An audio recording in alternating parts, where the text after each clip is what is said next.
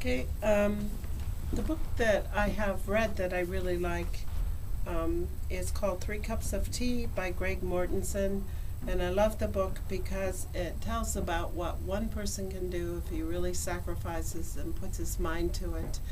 And it's about a man who got lost in the mountains in Pakistan uh, and was wandering around trying to find his way back to the city and wandered into a small mountain village.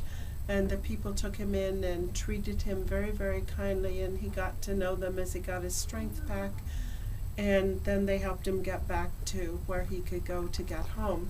Beautiful. And he developed a relationship with them and wanted to do something for them and promised to build them schools. And it started that way, but then it went on to become a foundation, and he's built lots of schools. So it's an amazing story. It's very entertaining reading, but the message is great. It's nonfiction, so Cool. it's great. And I'm looking forward to reading his next book, which I haven't started yet, called Stones into Schools. So that's the adult book that I really like.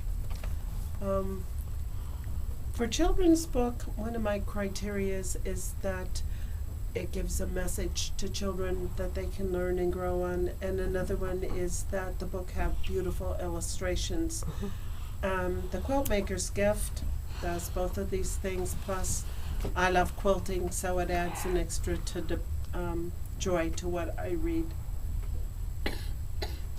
The Quilt Maker makes beautiful quilts and goes around through the village at night and finds homeless, cold people and wraps them up in her quilt, and then goes back to her home and begins the next quilt. And there's a very greedy king in this story, and he's heard about the quilt maker and her fantastic quilts, and he wants one of those quilts. And she said, no, I only give them to people who are poor and needy. So he tries very hard to force her into giving him quilts, and she refuses. She says, only if you give away your possessions will I give you one of my quilts. And he starts,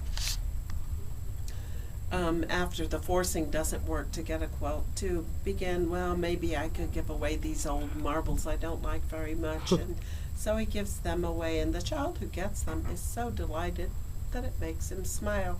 So he begins to give more and more possessions away until he's given away all of his earthly goods.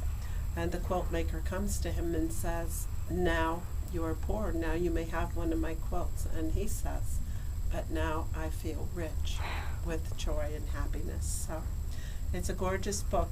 In our class, we have started a quilt many years ago, 5 or 6 or 7 or 8, I don't know. And it's a work that's put in the classroom, and the children can do piecing.